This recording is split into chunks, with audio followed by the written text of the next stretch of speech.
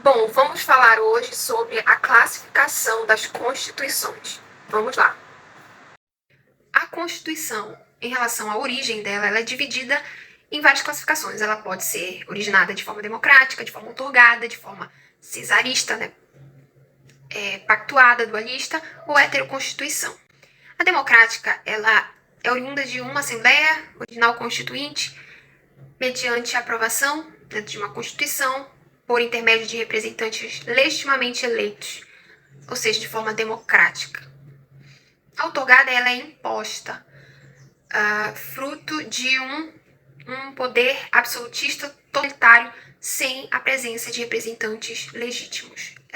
A Constituição cesarista ou bonapartista ela é fruto de uma ditadura em que o imperador formaliza a Constituição e posteriormente ela submete a uma aprovação popular mediante um plebiscito e o referendo.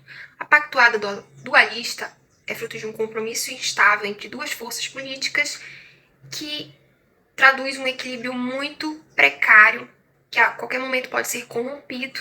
A exemplo, podemos citar a Magna Carta de 1215, em que os barões obrigaram, basicamente, João Sem Terra a juramentar, né, a cumpri-la. A heteroconstituição é fruto de uma constituição criada fora daquele estado, o qual irá reger, tá certo? Tá, vamos falar a respeito do conteúdo. Ela é dividida em formal e material.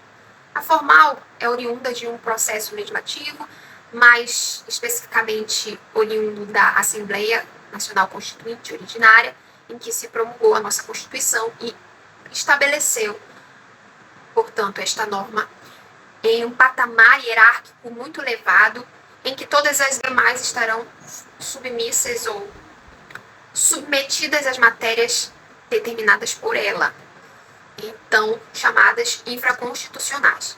Voltando, né? Quando esta formalização acontece, surge um documento que é solene e passa a vincular as demais normas dentro do ordenamento jurídico brasileiro, tá certo? A material não necessariamente é relativa a um documento escrito solene. Pode advir de costumes que passaram, né? A grande questão e o grande diferencial dessa Constituição material é atinente aos valores que ela traz. Quais são esses valores mais especificamente relacionada à matéria? Então, o que a gente pode considerar como matéria constitucional? São matérias relacionadas à forma de Estado, à repartição de competências, divisão, a organização dos poderes e os direitos fundamentais, certo? É basicamente isso, tá? Quando falamos a respeito da forma que ela pode adotar, a gente divide em escrita. Aqui nesse slide não está muito... Porque existe a escrita e a não escrita, tá? E a escrita é que se divide em escrita legal e escrita codificada. A legal, ela é oriunda de documentos esparsos e a codificada une todas essas normas dentro de um único documento. A não escrita é oriunda de um costume, né? De uma prática costumeira que é transferida ao longo da geração, né? E adotada dentro do Estado. Ou seja, são práticas reiteradas que acabam vinculando e se tornam, por essa prática reiterada, obrigatórias dentro daquela sociedade. Normalmente vai regulamentar as relações, vai constituir as relações, vai organizar o Estado, né? Basicamente isso, tá? Quanto à estabilidade, a gente divide em imutável, fixa, rígida, flexível, semirrígida ou semiflexível. A imutável, ela não possui nenhuma possibilidade de modificação mediante um processo legislativo. A fixa, a Constituição fixa, ela só pode ser alterada por um poder constituinte originário. Isso significa dizer que ela só pode ser alterada a partir do momento que se há uma evolução, que se instaura um novo poder político, né? E surge uma nova ordem política dentro daquele Estado. A rígida, ela tem um processo de alteração mais difícil do que as demais leis dentro do ordenamento jurídico. A forma com a qual ela é modificada é diferente daquela forma em que outras serão. Nós temos aqui no Brasil a Constituição, processo de emenda constitucional é muito diferenciado, né? Tem os legitimados específicos e a aprovação é por 3/5 em 2 turnos das 2 casas do Congresso Nacional. É assim que é realizada a aprovação. O processo de aprovação de uma lei complementar é por maioria absoluta e a lei ordinária por maioria simples, tá bom? A flexível não existe na Constituição flexível não existe essa diferenciação. A forma de alteração é a mesma que é adotada em relação às demais. A semi-rígida ou semi-flexível tem essas 2 partes, tá? Ela tem também uma forma de alteração rígida, quanto uma parte flexível. A Constituição sintética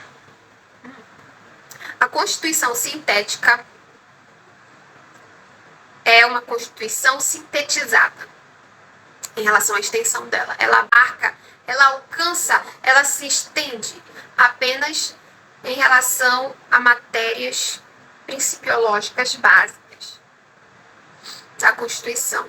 A analítica ou prolixa, ela vai além dos princípios básicos, certo? Quanto à finalidade, a Constituição pode ser uma Constituição garantia ou dirigente. A garantia, ela é oriunda dos direitos de primeira geração, ideais de liberdade, onde o Estado restringe a sua atuação e dá mais liberdades públicas aos cidadãos. Porém, percebeu-se que essa liberdade excessiva aos cidadãos não estava trazendo isonomia.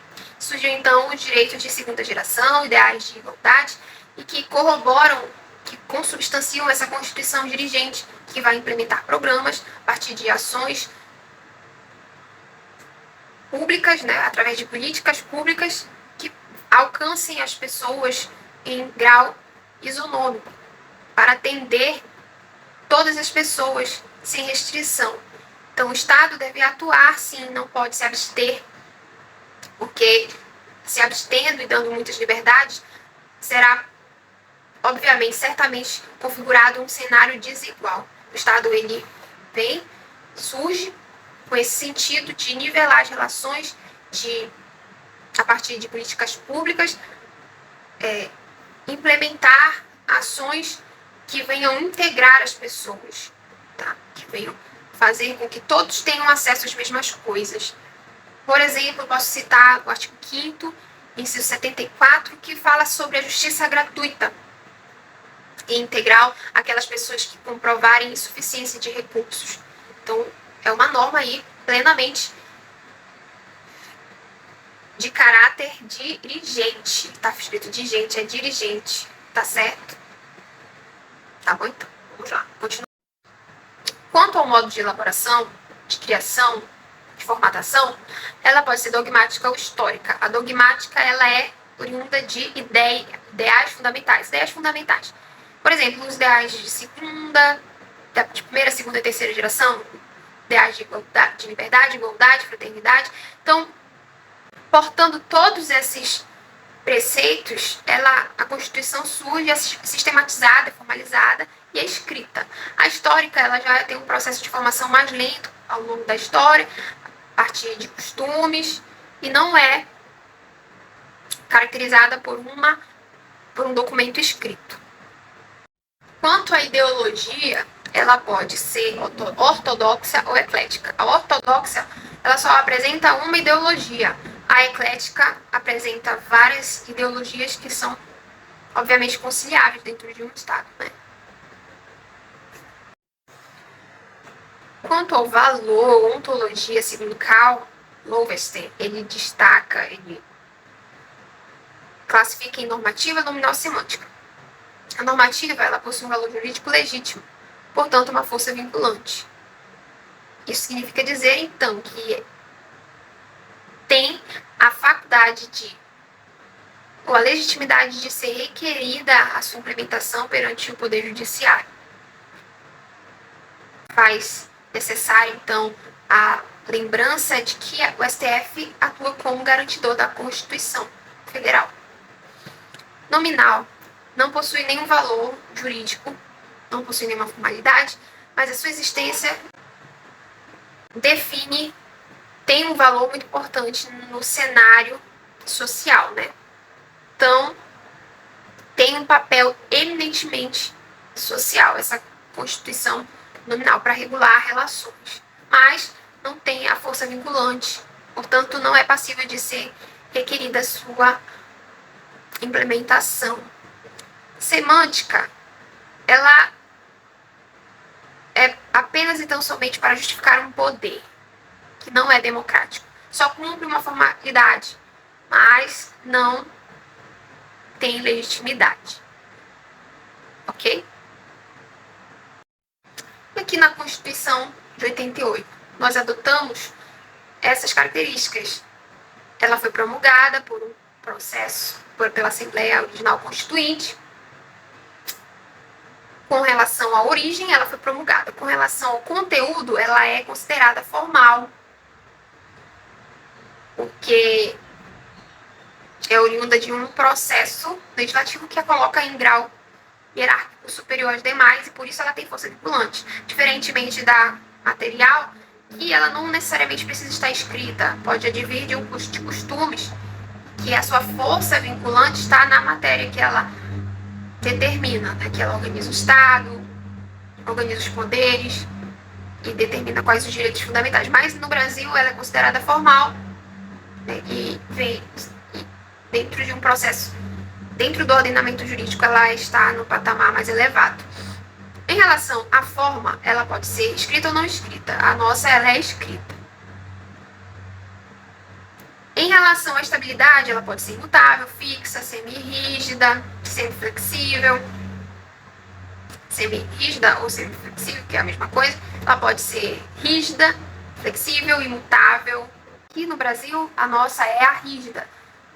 Apresenta, então, uma forma diferenciada para ser alterada, né? A forma de aprovação de uma emenda constitucional é diferente da aprovação de uma lei complementar e uma lei ordinária. Em relação à sua extensão, ela pode ser analítica ou sintética. Sintética faz alusão a princípios básicos de organização do Estado, e a analítica ela se estende para outros conteúdos, não só de organização do Estado, mas também ela atua se envolvendo em outros tipos de matérias, como matérias sociais, né? Enfim. Em relação à finalidade, ela pode ser dirigente ou garantista. A nossa é as duas, eu esqueci de colocar garantista. A forma de elaboração é a dogmática, não é a costumeira. A dogmática por quê? Porque ela é fruto de um documento solene sistematizado que absorve ideias fundamentais e coloca naquele documento. A costumeira não. A histórica, na verdade, né, dogmática e histórica, ela é fruto de costumes de um processo lento, portanto, para então ser formalizada e que é muito fácil de ser modificada. Com relação à ideologia, pode ser eclética ou ortodoxa. A nossa eclética oriunda de valores ideais pluralistas, né? Ideologias plurais. São várias ideologias que podem ser adotadas dentro do Estado brasileiro. Com relação ao valor ou ontologia, é normativa, oriunda de um processo jurídico legítimo. Ok, fechamos aqui então o tópico 9.